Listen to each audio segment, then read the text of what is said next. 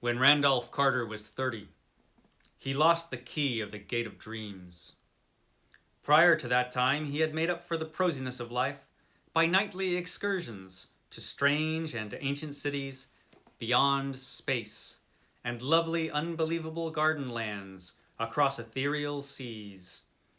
But as middle age hardened upon him, he felt these liberties slipping away, little by little, until at last he was cut off altogether.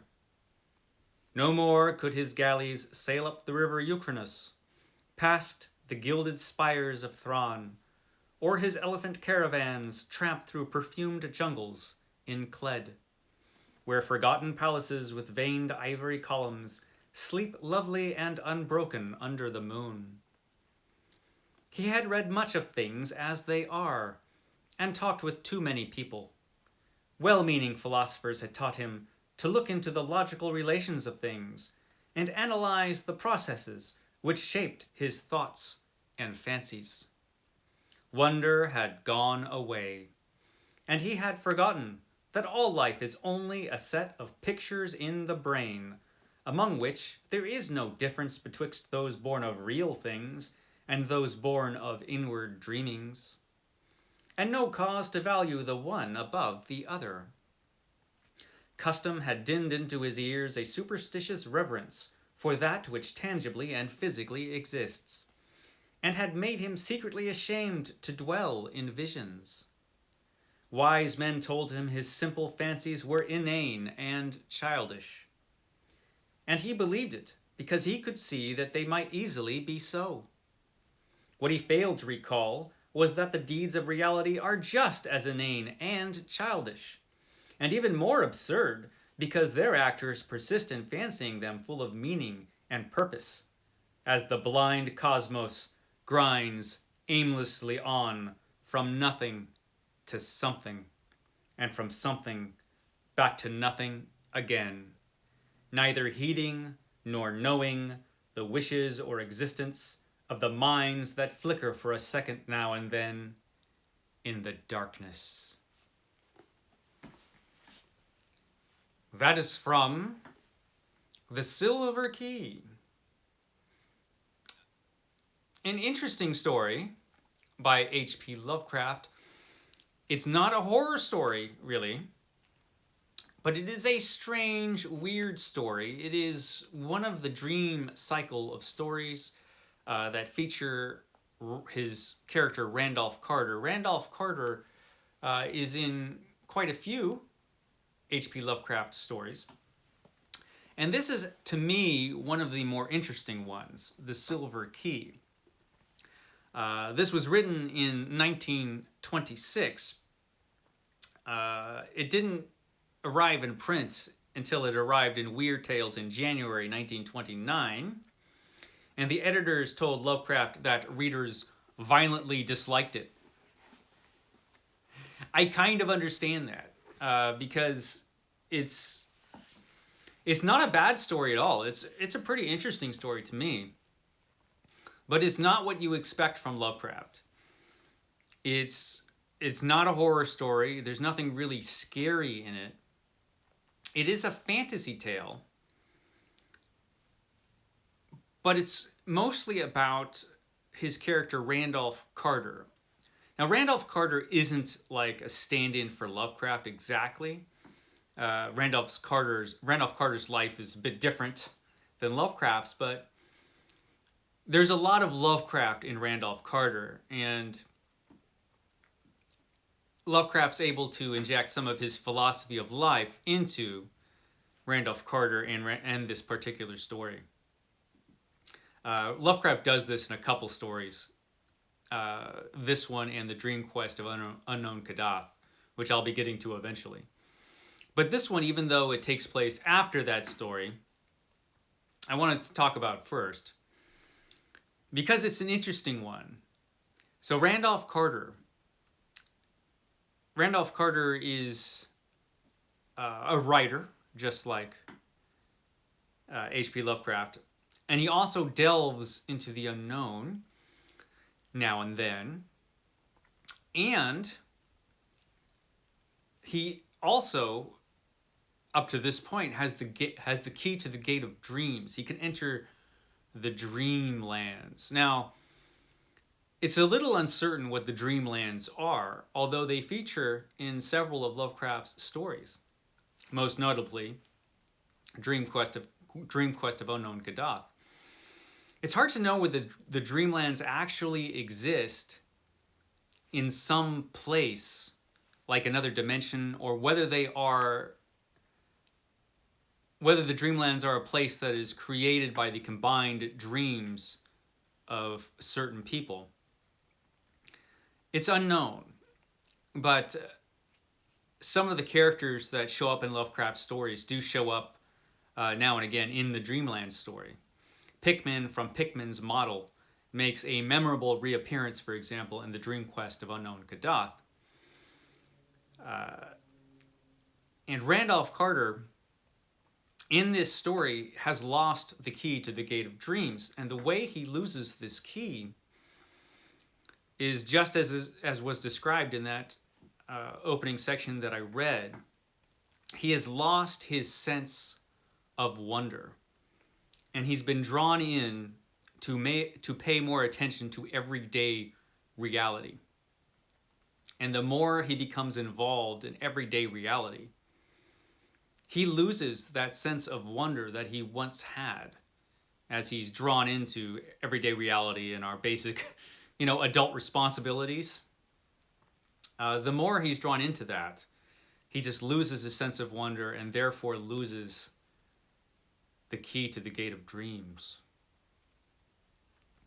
Now, whether the key is a real thing or not is another thing. Does it actually exist, or does it only exist in his mind?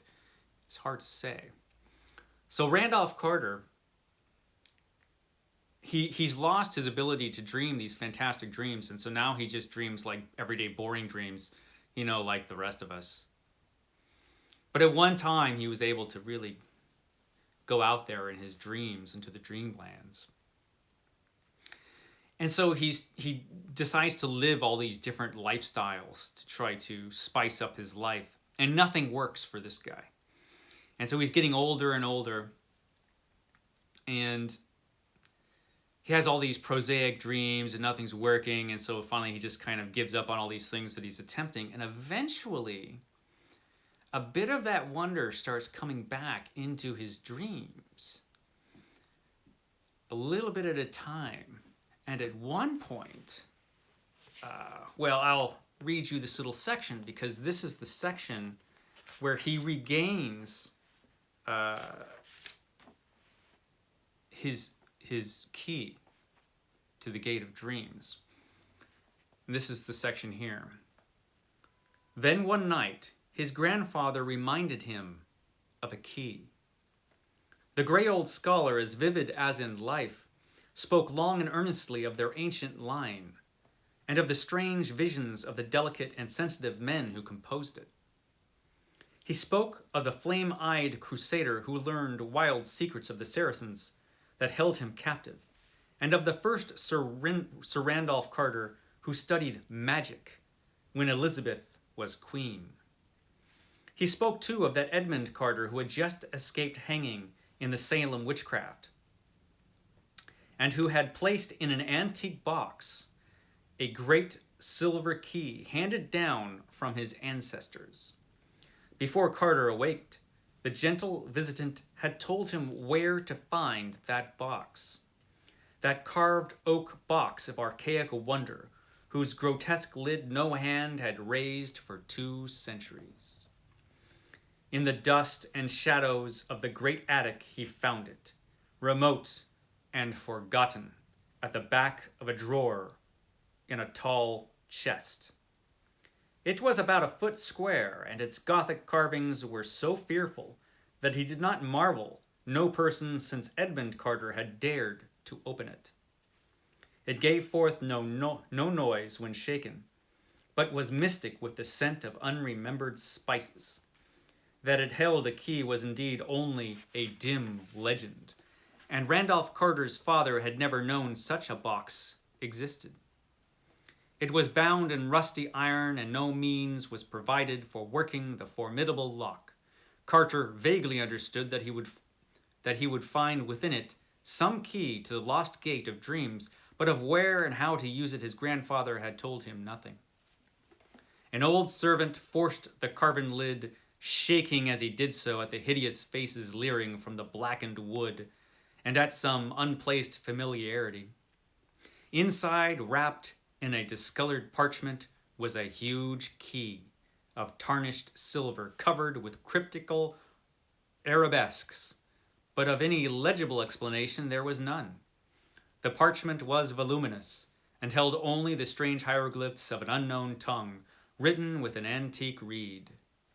Carter recognized the characters as those he had seen on a certain papyrus scroll belonging to that terrible scholar of the South who had vanished one midnight in a nameless cemetery. The man had always shivered when he read this scroll, and Carter shivered now. So that's calling back to an earlier Randolph Carter story. All the Randolph Carter stories are interesting in their own way, and they're all a bit different. So Randolph Carter has found this key, but he doesn't exactly know how to use it. But then he gets a feeling that he needs to go back to the old homestead of the Carters out in the country. And so he drives his car out there. And as he's going out there, he feels he has to pull over. Like, for some reason, he doesn't want to bring the car out to this place. So he pulls over and he starts going to the old homestead of the Carters. And at some point, something mystical and strange happens. And he disappears. And he reappears again in the past as a child, but with a lot of the knowledge that he has from the future. It's an interesting turn of events, and it's very much a Twilight Zone ending. It's a strange ending to this story, but I think what Lovecraft was trying to get to in this story, and yes, I spoiled the ending for you, but not everything about the ending, just in case you want to read it. It's a kind of a short story, and it's kind of hard to discuss the ending or discuss the story without mentioning, the ending, because that's kind of what this thing is about. But what it is about this story is Lovecraft has also, to a certain point, lost his sense of wonder, the sense of wonder that he had when he was a child. Lovecraft had a wonderful childhood by his own accounts. And adulthood was hell for him. Things went bad as he was growing up. His beloved grandfather died. His family lost all their money. His father had gone mad. His mother also went mad and died in an asylum, the same asylum his father had died in. Things went bad for Lovecraft.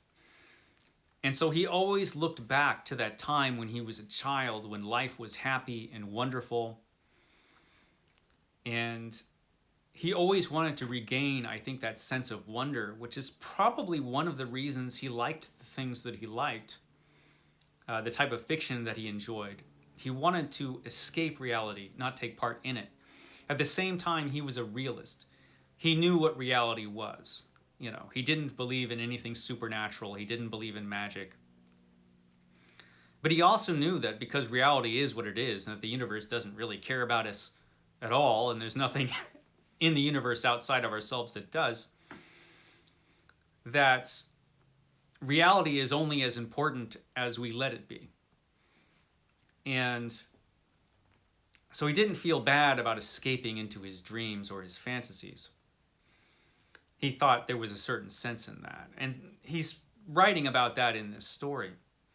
And he's literally writing about what he wants to do, which is to escape his horrible adulthood and go back to his blissful childhood, but with a little knowledge that he didn't have before when he was growing up the first time. It's an interesting turn of events. He regained his key to the Gate of Dreams, so he was able to go and journey in the dreamlands once again, which I guess is a nice enough ending for a Lovecraft story in particular. So that was the Silver Key. It is not much read, and it is not very appreciated today. It's understandable why. A lot of it is just Lovecraft's philosophy about how he feels about his modern world and how he kind of wants to escape into fantasy. And part of that is escaping into his past, which literally happens in this story. So, the Silver Key, an oddity, a strange story. One of the Randolph Carter Dreamland story, and it's strange even for a Dreamland story. The Dream Quest of Unknown Kadath is a lot more fantastic and weird, and we will get to that eventually. But that is your Mythos Monday for today. I hope you guys have a great day.